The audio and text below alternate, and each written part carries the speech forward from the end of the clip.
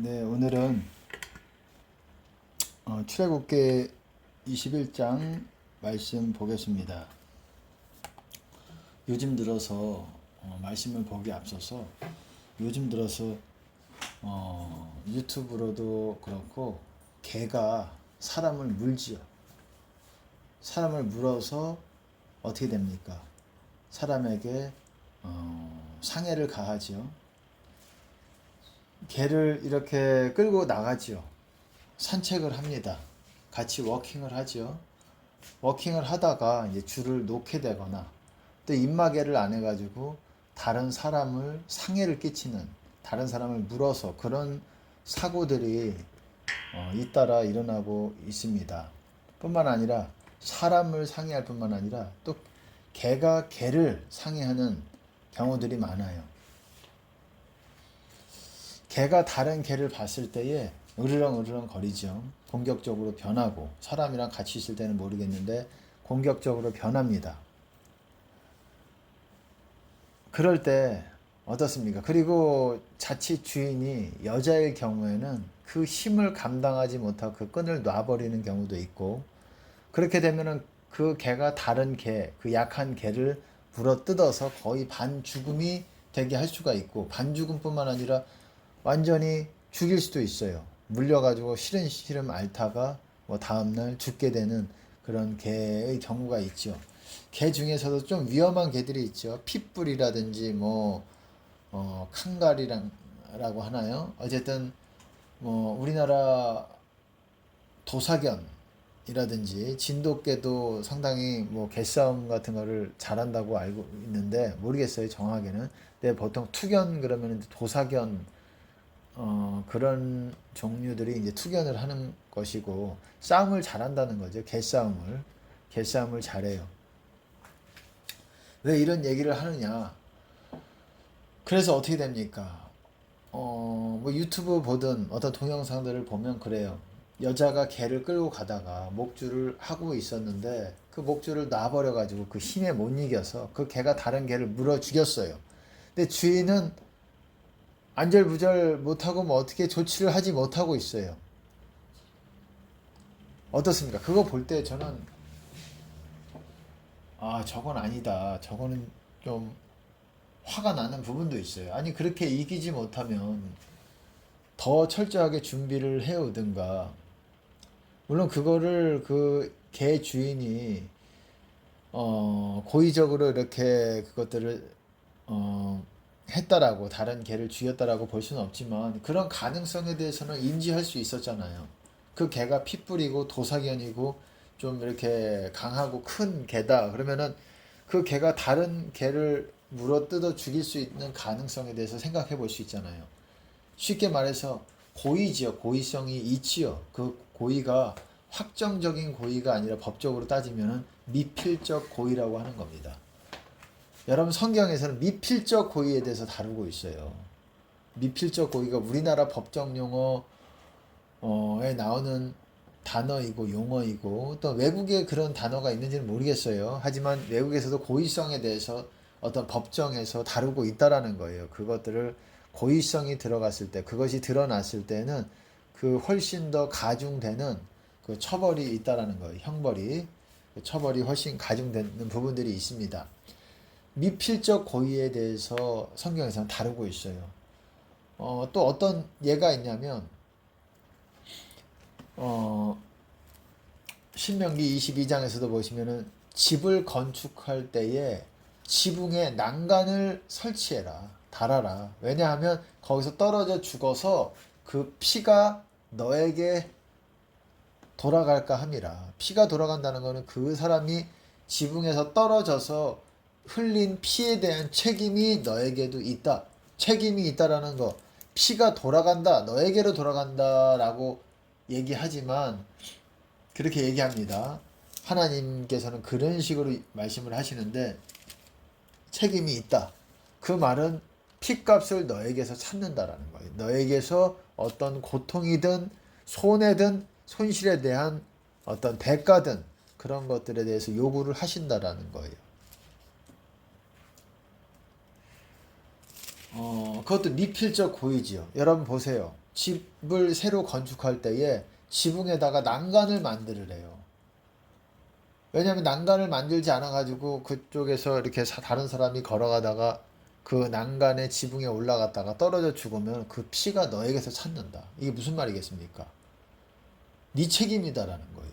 아니 그 사람이 본인이 난간이 없음을 알고 좀 조심해야지. 떨어져 죽으면 왜 내 책임이냐. 떨어질 가능성이 있음을 알면서도 그게 확정적 고의는 아니지만, 제가 법정 용어로 말하자면 확정적 고의는 아니지만, 고의성을 가지고 난간을 안 만들고 떨어져 죽기를 바래서 그런 건 아니겠지만 그 가능성에 대해서 인지를 하면서도 그것을 하지 않았을 때는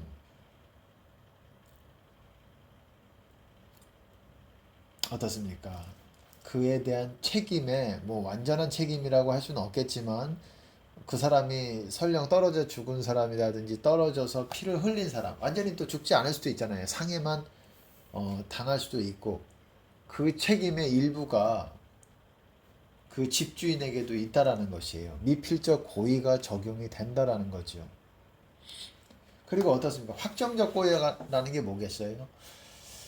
확정적 고의라는 거는 이런 거죠. 고살자들, 살해를 했는데 확실히 고의성을 가지고 범죄의 의도성을 가지고 어떤 알면서 범죄를 분명하게 다른 사람들을 살해했을 경우, 그거를 성경에서는 고살자라고 표현을 합니다. 고의로 살해한 자는 당시에 모르고 살해한 사람들은 도피성으로 피할 수가 있었어요. 그 사람에게 생명을 찾는 자에게서 목숨을 빼앗기지 않게 하기 위해서. 그렇게 도망갈 수가 있었는데, 고의적으로 살해한 경우, 아까 도피성으로 도망갔을 때의 보호를 받을 수 있는 경우는 모르고 살해할 경우에, 예를 들어서 뭐 지금 흔하게 일어나는 것 중에 하나는, 흔하다라고 말할 수 있을지 모르겠지만 교통사고 같은 경우는 어떤 그런 부분에 대해서 전혀 예측하지 못하게 사람을 이렇게 뭐라 그래야 될까요? 상해를 입힐 수가 있지 않습니까? 그런 경우들이 많잖아요. 모르고 그럴 경우가. 그런 경우에 대해서 하나님께서는 어쨌든 그러니까 교통사고 같은 경우에, 그런 경우에는 모르고 사람을 살해할 수도 있고, 교통사고 나서 사람이 죽을 수도 있고, 뭐 당장 안 죽더라도 당장 죽을 수도 있고, 시름시름 앓다가 병원에 가서 한 이틀 후에, 일주일 후에 죽을 수도 있고, 그것도 다 살해지요. 근데 고의적인 살해라고 할 수가 없는 경우들이 있죠. 운전 부주의로 인해 가지고 또 갑자기 튀어나오는 경우들이 있어요. 사람들이 운전하다 보면은 뭐 어른들도 그렇고 나이가 먹은 성인들도 그렇고 갑자기 이렇게 튀어나와서 대비하지 못한 채로 차가 진행해 가다가 사고가 나는 경우들이 있어요. 어쨌든 그렇게 고의적으로 살해한 경우가 아닐 때는 도피성으로 피해서 보호를 받을 수가 있어요. 하지만 근데 고의적으로 살해한 경우, 미워서 살해하고 뭔가 목적을 가지고 살해했을 때는 도피성으로 피한다고 되는 것이 아니에요.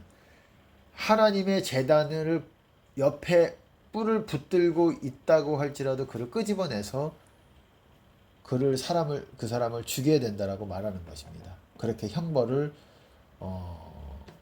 주고 있어요. 사람을 죽인 자는 죽일 것이라고, 형벌이 죽일 것이라고 되어 있습니다. 사람을 죽인 자는.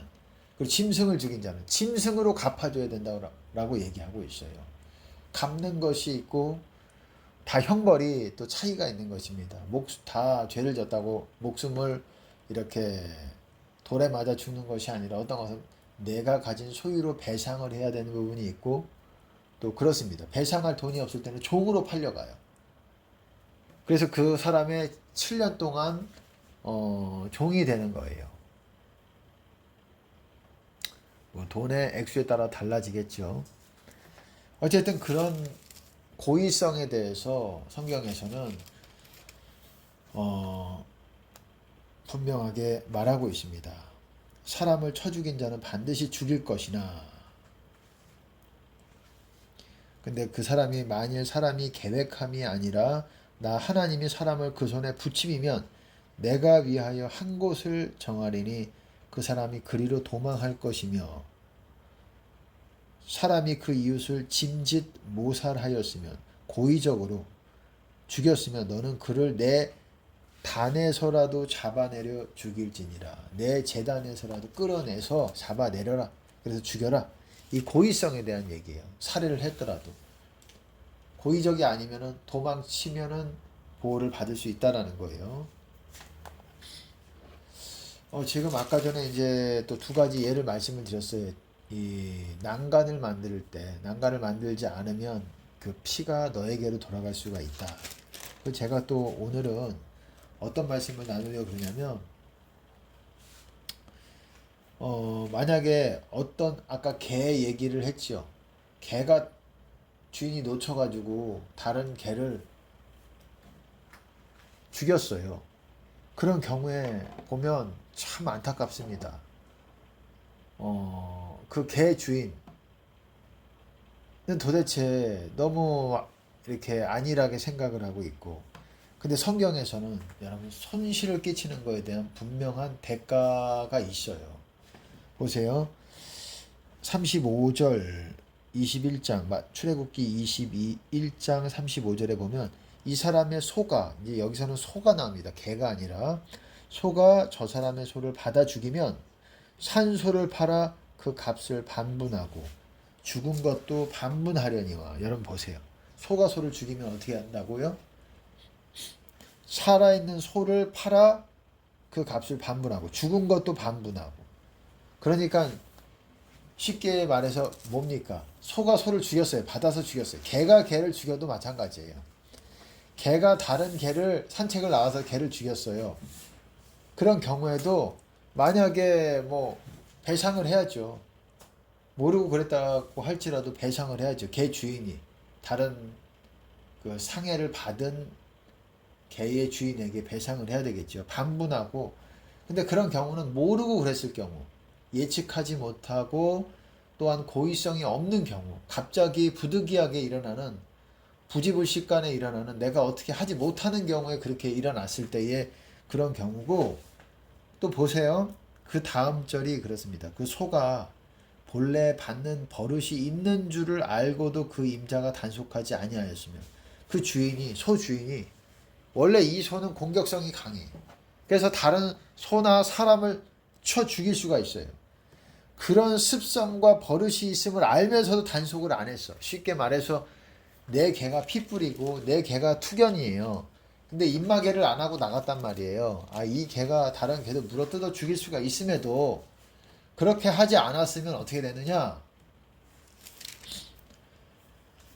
쉽게 말해서 고의성이 인정될 때, 이 경우도 여러분 확정적 고의라고 할 수는 없어요. 고의에는 여러분 어쨌든 지금 확정적 고의, 전 법 전문인이 아니기 때문에 그런 부분에 대해서는 여러분 법적인 전문가에게 물어봐야 되겠지만,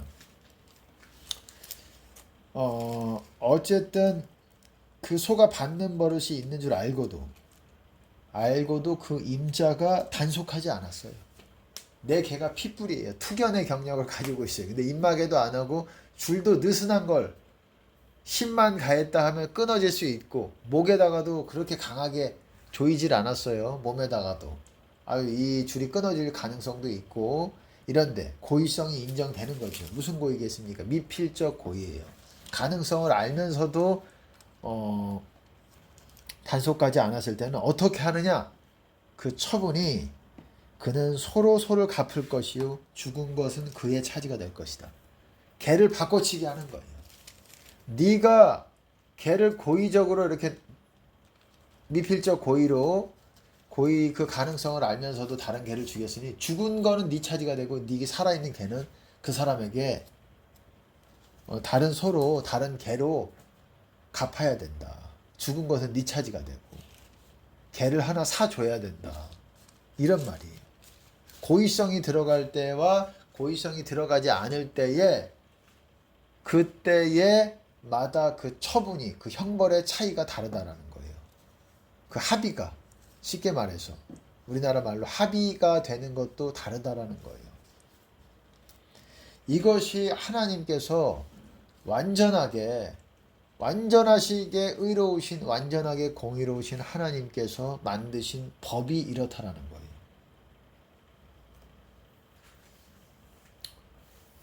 여러분 우리나라는 여러분 모세율법이 어떻습니까? 모세율법은 여러분 어떻습니까? 제가 또 하나만 읽어드릴게요. 도둑이 뚫고 들어와요. 밤에 뚫고 들어와서 우리를 죽일지 어떨지 모르지요. 도적이 밤에 뚫고 들어와요. 담을 넘어오는 걸 봤어요. 급하기 때문에 그 손에 뭐가 들어있는지도 몰라요. 잡혔는지도.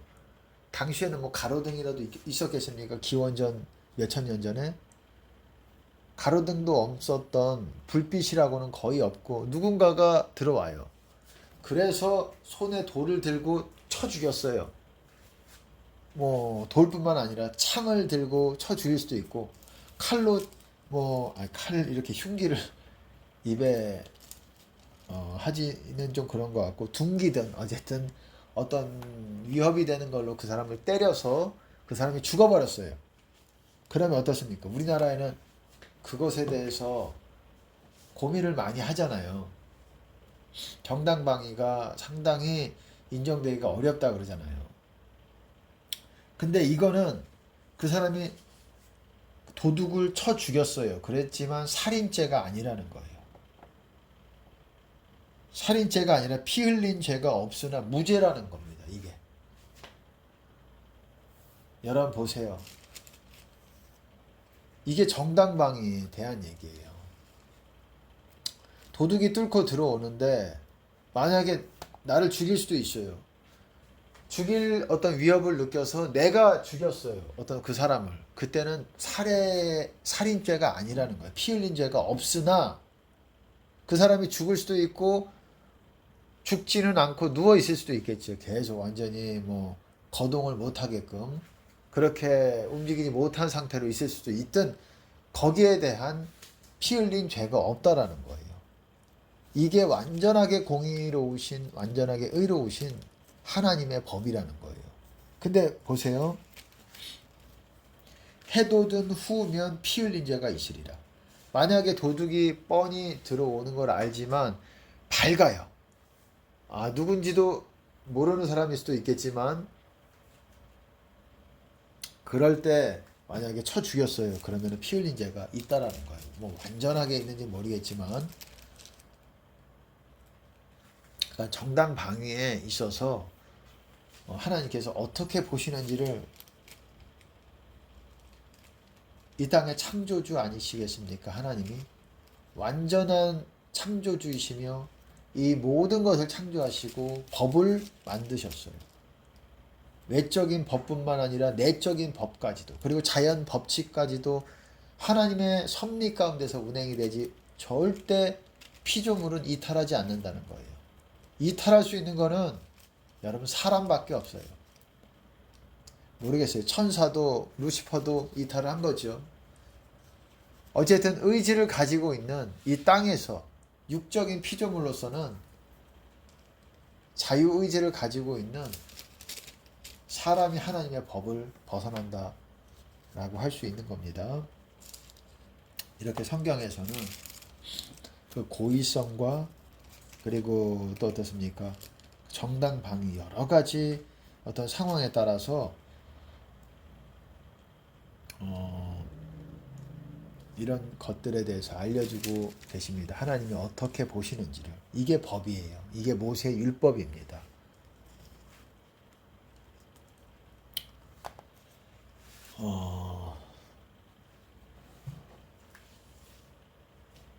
하나님은 이렇게 보신다라는 걸 여러분들에게 좀 나누는 것입니다. 그래서 모세의 율법을 읽어야 된다라는 거예요. 하나님이 사람과의 관계 가운데서 일어나는 일에 대해서도 하나님이 모세의 율법에서 아주 구체적으로 규정을 해 주셨어요. 어떻게 보시는지 하나님이 사람 관계에서 다 자기가 옳다 그러잖아요. 자기가 손실을 끼쳐도 자기가 옳다고 하고 다 그렇게 보시잖아요. 그렇지만 하나님은 우리가 생각하는 거랑 또 다를 수 있다라는 거. 예, 간단하게 이제 모세 율법에 대해서 봤습니다. 그래서 성경을 보면 하나님이 어떤 관점으로 인간들 가운데 일어나는 일들에 대해서 어떤 관점으로 보시고 공의가 무엇이고 이게 바로 공의거든요. 사람 관계 가운데서 바른 것 이게 공의거든요. 이것들을 알 수가 있죠. 공의롭게 행동하는 것이 무엇인지.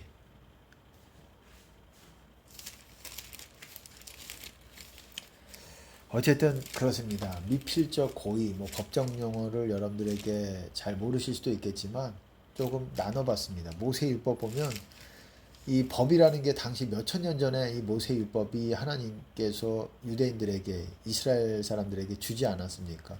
이 법이 이 모든 나라들의 법의 시초라고도 할 수 있다고 저는 생각합니다. 여기서부터 이전에 함무라비 법전인지 그런 법전들이 있었다 하지만 가장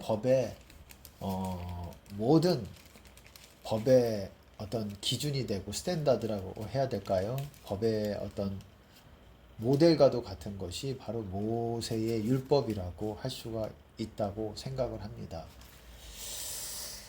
그래서 성경을 봐야 돼요. 하나님이 어떤 관점으로 보시는지, 여러분의 마음 같은지 그러지 않을 수 있다라는 겁니다. 네, 오늘은 여기까지 모세율법을 나눠봤습니다.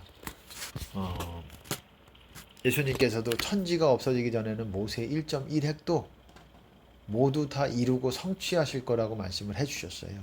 다 이것들을 이렇게 보시겠다라는 겁니다. 이게 모세의 율법이니까.